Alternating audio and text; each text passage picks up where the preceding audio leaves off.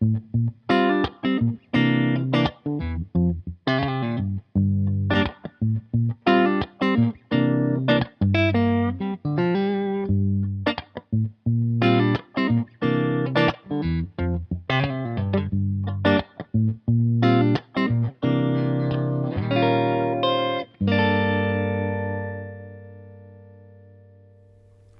Ness. Hey Craig. How are you? I'm good, how are you? Yeah, well, thanks for coming to the studio today. Oh, that's okay. What song are you singing for us? I'm going to sing an original called Hop Skip. Okay. Well, we're going to try and record Ness for our first attempt just using one single microphone. It's switched to cardioid, and so it'll be a mono recording of just the voice and guitar. Now, most singer-songwriters, when they attempt to first record themselves at home, for example, which you've tried, haven't you? Yes, yeah. Yeah, just using one mic? Yeah, yep, on my bed, yeah. Yeah, it's hard to get the whole performance, isn't it? Yeah. But we're going to try with our Sony mic and see how we go.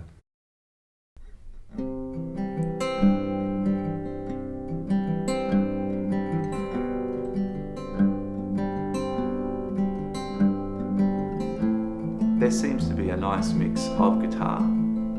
And now as Vanessa's vocal comes in.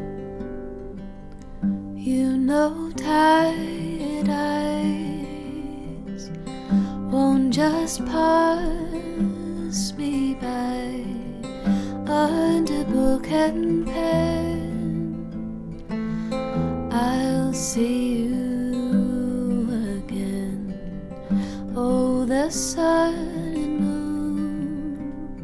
if they got too close too soon, they'd start a plan to undermine the land.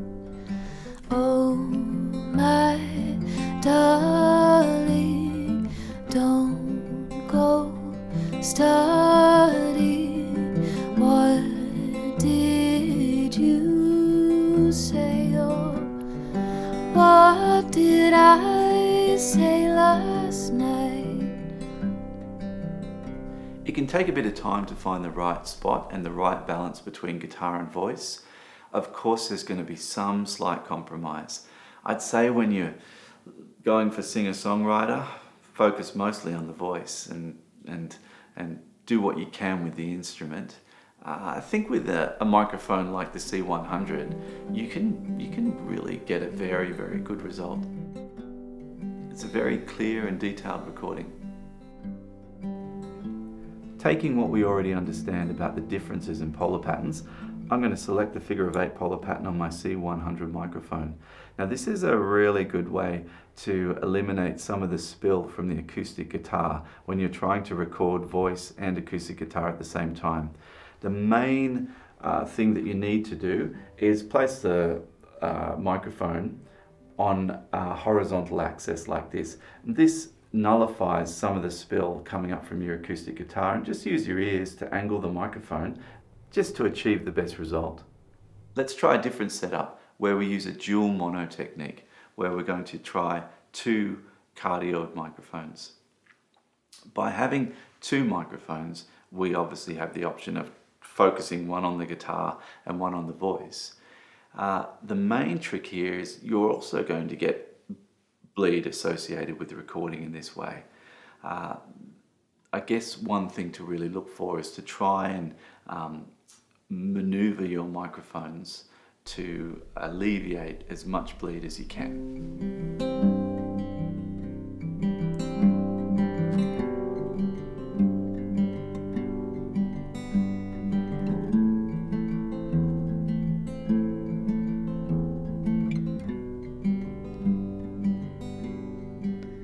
You know, tired eyes won't just pass me by. You get a lot more options when you use a dual mono technique with a singer-songwriter like this.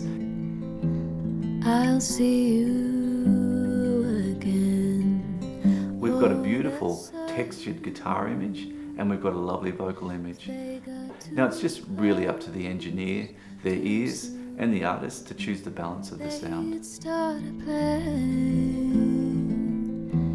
to undermine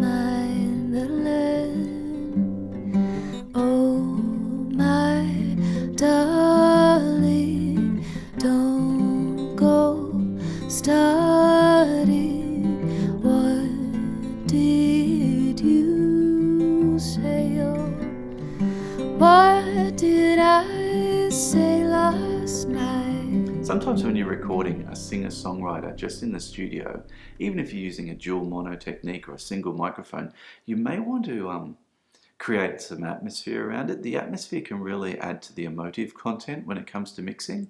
So we're going to use an omni-space pair, spaced really quite wide apart, and we're going to record from behind the singer-songwriter some of the ambience of her performance. And that blended in post-production can lend itself to, as I said, a deeper emotive content in the recording. We have our mono vocal mic up here. We have our mono cardioid guitar microphone recording here, and here our omni stereo overheads. You know, tired eyes. Now I'll just unmute them, and here I'm going to just apply some reverb to the track. I'll see you again. Oh, the sun and moon. If you have a very plosive lyric or a sibilant singer, the reverb can not interact well. So what we can do is, rather than adding any reverb to the performance, we can add it just to the ambience. Don't go starting. What did you say? Oh, what did I say last night? So what do you think? What do you think of the sound and the sound of the recording and things? I think it sounds really sweet. Yeah, I'm really happy with how the acoustic guitar sounds and my voice as well. So yeah, I really like it. Yeah. What did you think? Did the single mic technique work well for you, or did you think we got more detail when we added more mics? I kind of liked both. I think I was more comfortable with one mic, but it was nice to know that everything was being picked up by the multiple mics. Yeah. So yeah. Yeah, good. Good. Well, look, thank you so much for coming up to the studio. Oh, thank you for having me. Yeah. You know, tired eyes won't just pass me by under book and pen. I'll see you again. Oh, the sun and moon. If they got too close too soon, they'd start a plan to undermine the land. Oh, my darling, don't go starting. What did you say? Oh, what did I say last night?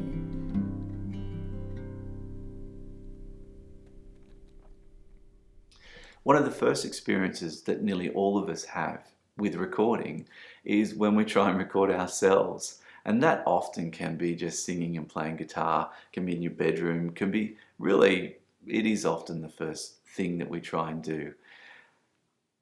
If we allow the emotive content of the performance and the song to govern our ideas and to really be at the forefront of what we're trying to capture, then you may have to compromise some of the detail in some of the recording, but it will always triumph over clarity of a guitar or this or that. Remember, the song is always the most important thing.